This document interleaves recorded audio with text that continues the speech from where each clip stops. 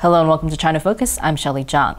Well, we're in the middle of the 18th Party Congress, and this Congress is marking the once-a-decade power transition within the top leadership of the Communist Party. And the Congress kicked off last Thursday with Hu Jintao, who made a 64-page speech.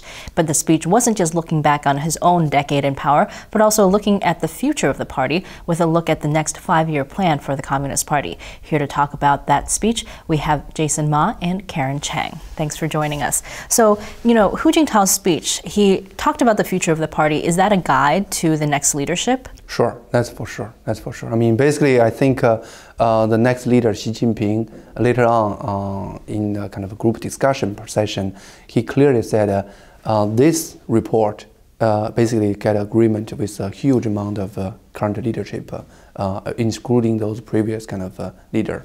And that's one key point. Second point is he said this report is primarily for a clear and simple message to people both inside the party and outside the party, inside China and outside China. Talk about 4-point things. First, showing people what kind of banner the party is going to hold in the future, and what kind of path they are going to go in the future, and what kind of spirit they will hold in the future, and then what kind of a goal they want to achieve in the future. So basically, it's more about passing a message and laying out the plan for the near future, and which is endorsed by all those kind of leaders. So when we talk about power transition, like a lot of what people have been saying, you know, seems to be about like, okay, it seems like if you have new leadership, it's like fresh blood. It's like maybe there will be some kind of difference in how they rule China from the previous leadership. Now, if they've already decided, if Hu Jintao's speech is like the blueprint for the next leadership, is that not the case then?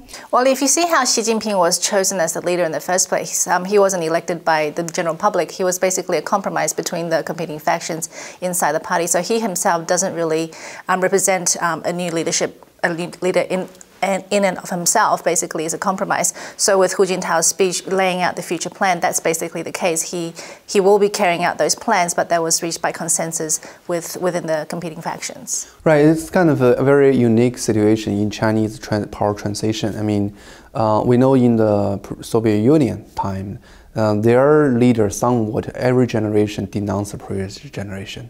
And but in China, the interesting is it's the old generation appoint the new generation, and the new generation automatically give a certain authority to the older generation. That's the reason right now in this 18th Congress, 4 generations of leaders are all showing there. And although most of them, like Jiang Zemin, like Li Peng, they already don't hold any kind of a clear. They're supposed to be retired. Right, they are retired. They don't have any kind of title over there, but they're still considered very powerful people. And also, the funny thing is that they even more spend a kind of few minutes more like Mao, the first generation leader, and Deng, the second generation leader. So clearly you can see after the power struggle in the past several months, and the compromise is go back to the very, very rule of this power transition. Basically, everyone have a saying what about the kind of current leadership, what the plan of the future of the China development, which is indeed another side to say another kind of aspect is the new leader will have almost have no power. Their power is kind of minimum, and also their plan, their path is already decided. So in this sense, we always focus on what's the new kind of leadership over there, what's the next 5th generation of leadership. It's already became a little meaningless because they are kind of have all the paths decided by the previous leader. So what about all the hopes people had about reform, things like that? I think it's kind of the clear message they want to send from the first sentence of this report is no reform. Just don't think about it. There is any reform. We will keep what we are doing right now. Although what they are doing right now is already a big problem because China is already economically developed to the point where the major obstacle is already their political system. I mean, he even mentioned about things like giving democracy to the people, but after all of that, he basically ruled out the possibility of any democratic change, saying that they will not follow the Western political system. And for a lot of observers, that basically meant that, they are going to continue down the path of single-party rule. They are not willing to give up their authoritarian control over the country. He also said something about not following the wicked way of changing the banners or something like that, which seems to indicate, the Communist Party doesn't want to give up power. Right. I guess because before this meeting, people hold a lot of kind of a hope, because the West media constantly use the conservatives are fighting the reformers in the power transition, and they have so much kind of hope about who will get into the center of the power system. So people do have a lot of hope about reform, and right now the message, I think the key message, is we don't reform. Although they do mention, they use the word of reform, but my understanding is more like a patch, like, we have this environmental issue, we solve the environmental issue without changing our political reason. And we have this corruption thing, and we will try to solve this corruption thing without changing our political thing. But it's impossible. It's totally impossible.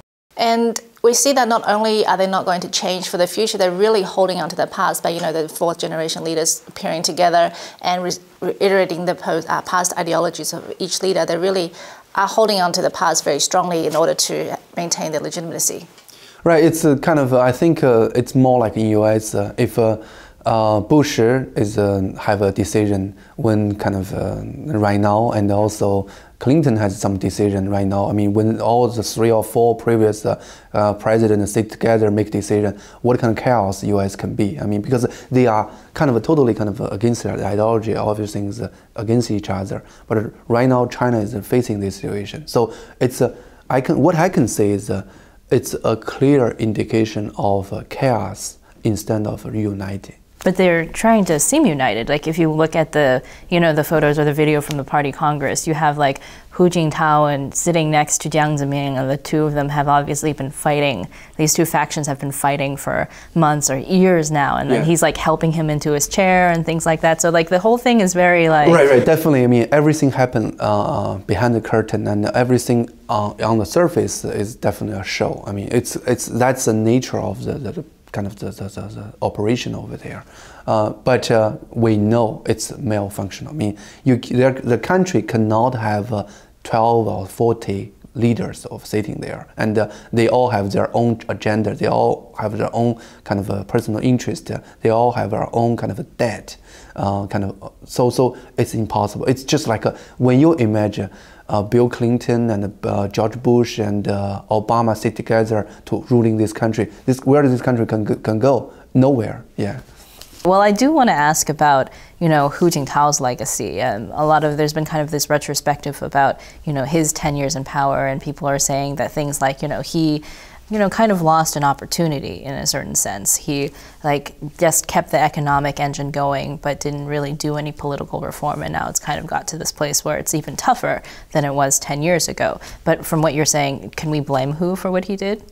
I think somewhat, in some sense, he should do better, because he do have the it's positioned in the #1 people in China. He do have the power to do it, and also if he's doing this, he's following people's intention and will get support from a lot of people. But he didn't do it, so it's lost chance. But meanwhile, we clearly see the power system, as we said before, it's always like the previous generation. They have the interest in the current political system, and they try to maintain kind of control authority in the current system. So probably Hu is also constrained by this power system, but the consequence is that each generation have lesser and lesser and lesser authority, and it's because you are spreading among all the previous generations. Each generation, new generation, get a smaller amount of power. In this sense, we can see a bigger and bigger trouble in front of China. And I think with Hu Jintao's leadership, there's also Wen Jiabao. A lot of people have seen him as a champion for reform, but we see that he hasn't really been able to do much. I think for Chinese leaders, for them to really make that change, they will have to basically overturn the past 60 years of communist rule, and I don't think any leaders has that audacity or that courage to really do that yet, because that may actually bring down the Communist Party itself, and I don't think the current leadership is ready to do that. Right, I think that's a very, very good perspective, because for the Western people, they consider, oh, U.S. Kind of a president can really kind of make some kind of critical decision and change the path of this world, this country. But Chinese leader, we shouldn't really put so much power to them, because every generation have only carry a little bit of kind of small power, because the previous generation, they have this kind of momentum, kind of make sure they are following the same path. So the new generation, the new power may not really matter that much to the future of China's policy. Okay, well, we're out of time today, so thank you both for joining us and talking about this topic, and we'll be still following the 18th Party Congress, so for more on that, follow us at ntd.tv.